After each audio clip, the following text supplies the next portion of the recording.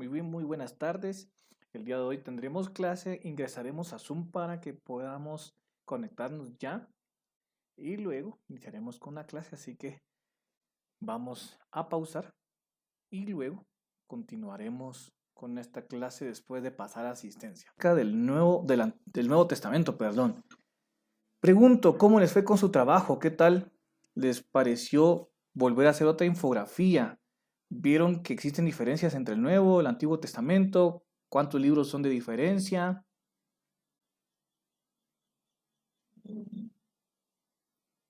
Vamos a esperar para alguien si nos quiere o quiere participar y así poder comenzar con la clase. Hoy la clase va a ser muy participativa, entonces voy a pedir que podamos estar al pendiente para que podamos compartir y animarles a que juntos podamos aprender.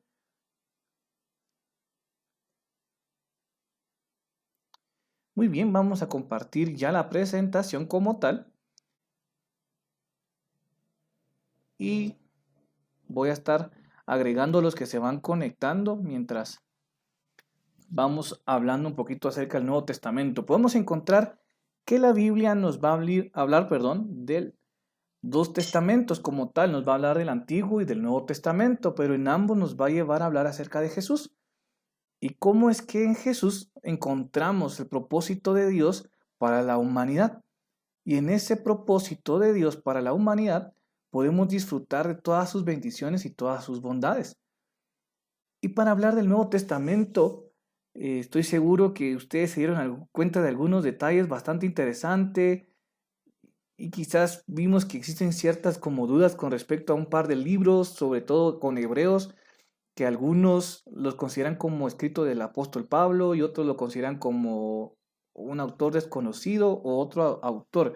Entonces vamos a hablar un poquito del Nuevo Testamento y para hablar del Nuevo Testamento tenemos que ir a Jesús y Marcos capítulo 1, verso 1 nos habla acerca del propósito total del libro. Nos dice que esta es la buena noticia del Evangelio de Jesús el Mesías, el Hijo de Dios. Prácticamente todo el Nuevo Testamento nos va a llevar a hablar de Jesús como el Mesías, el Hijo de Dios, Dios hecho hombre que vino a habitar entre nosotros. Podemos aprender aspectos generales con respecto al Nuevo Testamento.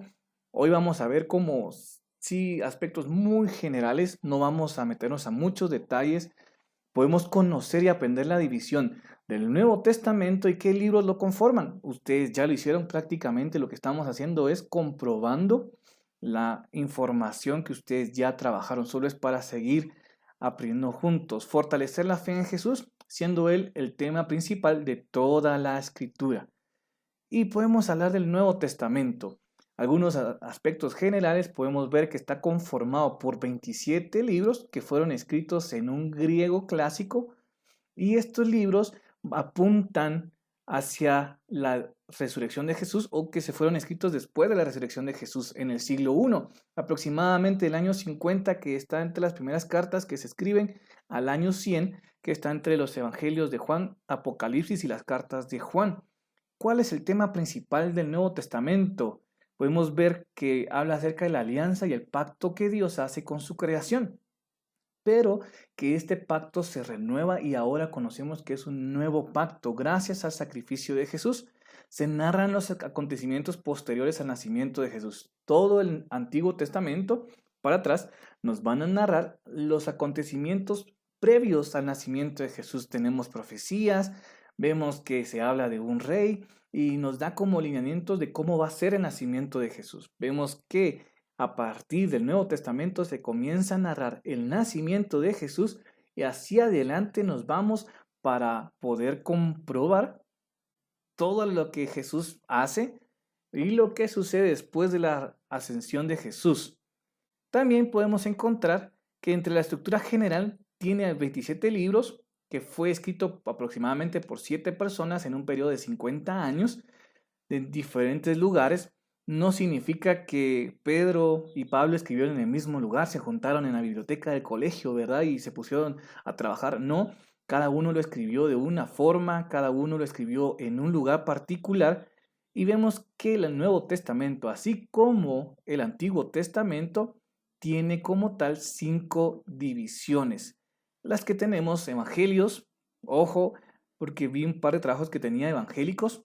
Nosotros somos los evangélicos, algunos son católicos, pero en sí la división es evangelios. Luego tenemos al libro de Hechos, que se le conoce como el libro histórico. Luego tenemos la tercera división y la cuarta, que vienen en un mismo punto, que son las cartas del Nuevo Testamento, que se dividen en 2 subdivisiones. ¿Cuáles son? Cartas de Pablo o cartas paulinas, cartas generales. Algunos de ustedes la encontraron como cartas católicas, que significan cartas universales. No significa que como tal la Iglesia Católica Romana las hayan escrito o que las hayan conformado, sino que se le conoce como católico a lo universal. La palabra católica significa, o católico significa universal. Luego vemos que se conforma como tal una iglesia, la cual se conoce como Iglesia Católica Romana, y en 1517, a través de la Reforma, se divide esa Iglesia Católica Romana en 2, Iglesia Católica Romana e Iglesia Católica Reformada. Entonces no tiene como que mucho que ver con las cartas católicas o universales. Y el quinto o la quinta división son los libros proféticos.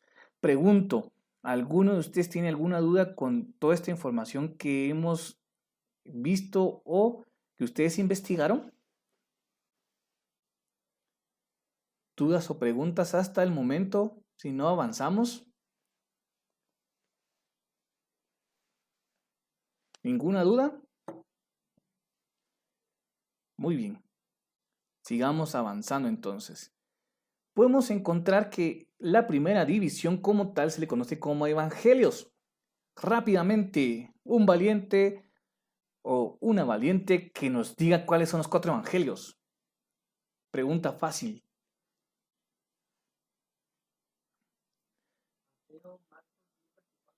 Muy bien, solo que ¿quién habla? Pablo, ¿verdad?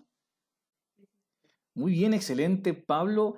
Ahí están los 4 evangelios, Mateo, Marcos, Lucas y Juan.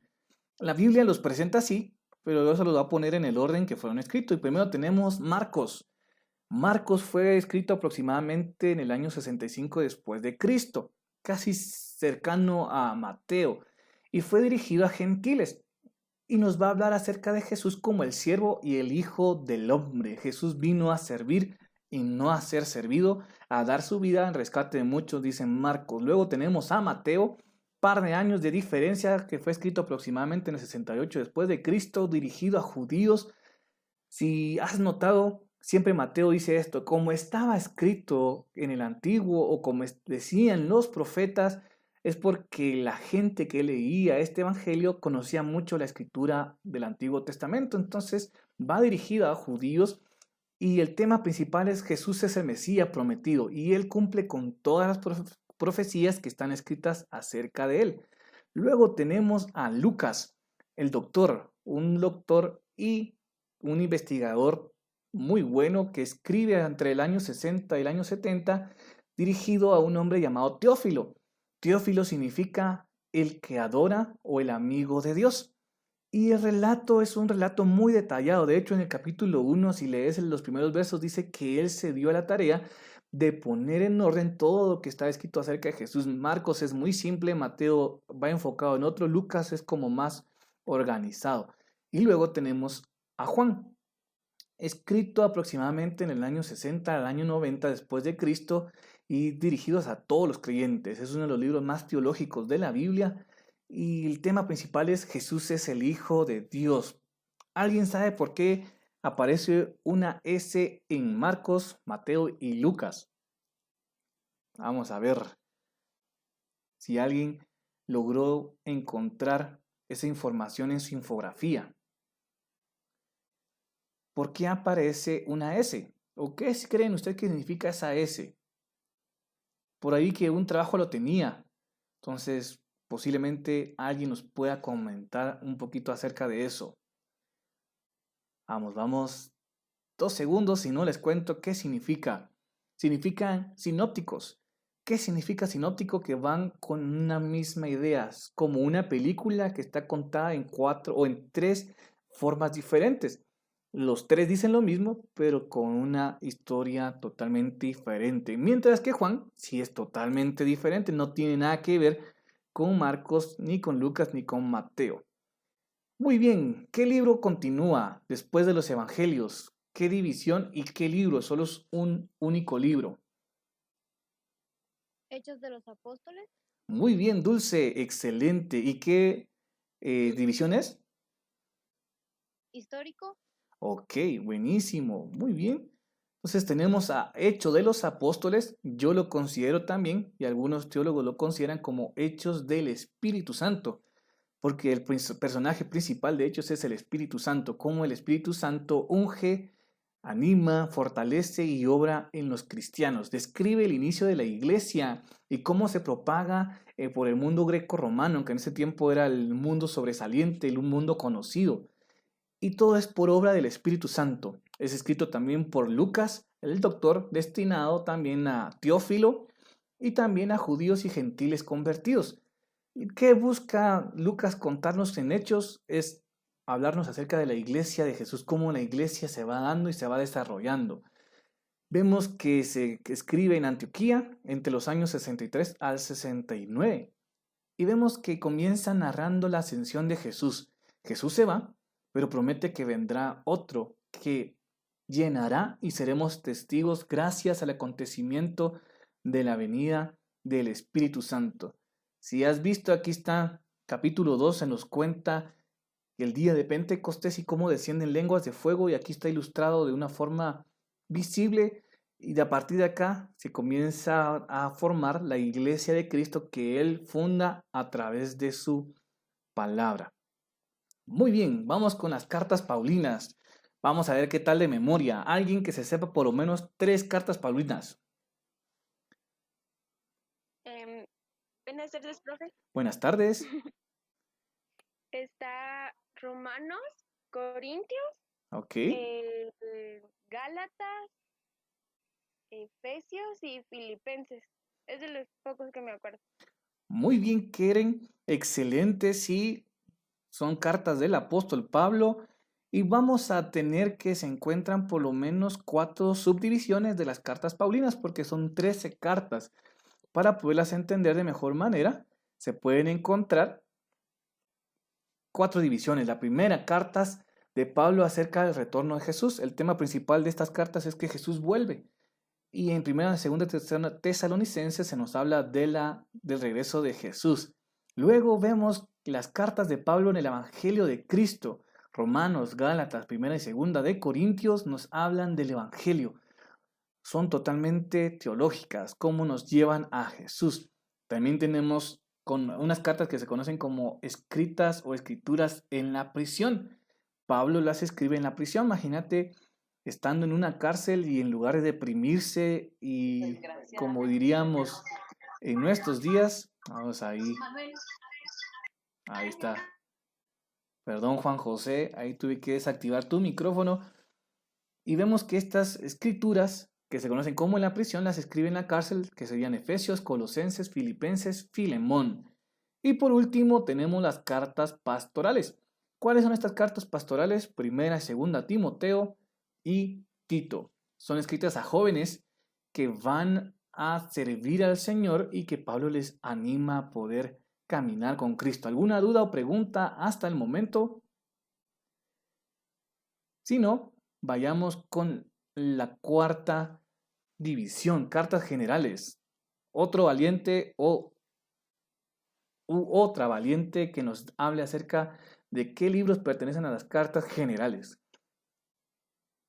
Está Hebreos, Santiago, Primera de Pedro, Segunda de Pedro y Primera de Juan. Muy bien, Daniela, excelente, muchas gracias. Y comenzamos con la carta a los Hebreos. Algunos de ustedes la pusieron como carta paulina, pero en lo particular, después de estudiar y conocer un poquito del contexto, se da la conclusión de que el autor es desconocido, no se sabe quién lo escribe, posiblemente Pablo, posiblemente Silas, posiblemente Lucas. Entonces lo que se decidió, lo más fácil es saber quién lo escribió, pero lo que lo escribió fue Dios y a saber a quién inspiró. Luego tenemos a Pedro, primera y segunda de Pedro, también tenemos al discípulo amado, a Juan, que escribe 3 cartas, y luego tenemos 2 cartas particulares, Jacobo o Santiago y Judas. Y aquí les voy a dar un detalle que espero que algún día podamos platicar sobre ello. Santiago o Jacobo y Judas son hijos de José y María, hermanos de Jesús. Hermanos de sangre, diría que el puro comercial del colegio. Lo llevan en la sangre. Ellos eran hijos de José y María. Algunos consideran que María no tuvo hijos, pero la Biblia sí nos menciona que tuvo hijos y entre ellos están ellos dos que escriben estas 2 preciosas cartas muy bonitas, muy interesantes. Santiago hace mucha mención del Sermón del Monte y Judas hace mucha mención del Antiguo Testamento para darnos lugar a la última división y al último libro, otro valiente. ¿Qué libro nos falta y qué división nos falta? La división profética. Muy bien, Keren, creo que Jacqueline. Muy bien. Ok, las 2 hablaron y las 2 han acertado. Hablemos rápidamente de Apocalipsis, es el último libro de la Biblia. No nos habla de zombies, nos habla del triunfo final de Jesucristo. Jesús es entronizado y el pueblo futuro gobierna conjuntamente en él. Es escrita por el apóstol Juan en la isla de Patmos. Interesante, Juan es martirizado, es encarcelado, no muere, lo echan en una gran olla hirviendo de aceite, prácticamente deformado, sobrevive y lo mandan a aislarse en la isla de Patmos, solo. En esa situación escribe el Evangelio o el Apocalipsis, que es el libro de revelación de nuestro Señor Jesucristo. Y la conclusión es, Jesús viene pronto. Y esa imagen es preciosa porque vemos que Jesús es el Cordero y el León que quita el pecado del mundo. Y Romanos nos da la conclusión, porque de Él, por Él y para Él son todas las cosas, a Él sea la gloria por siempre. Amén. Muy bien, eso es todo lo que tengo para compartir con ustedes. Y ahora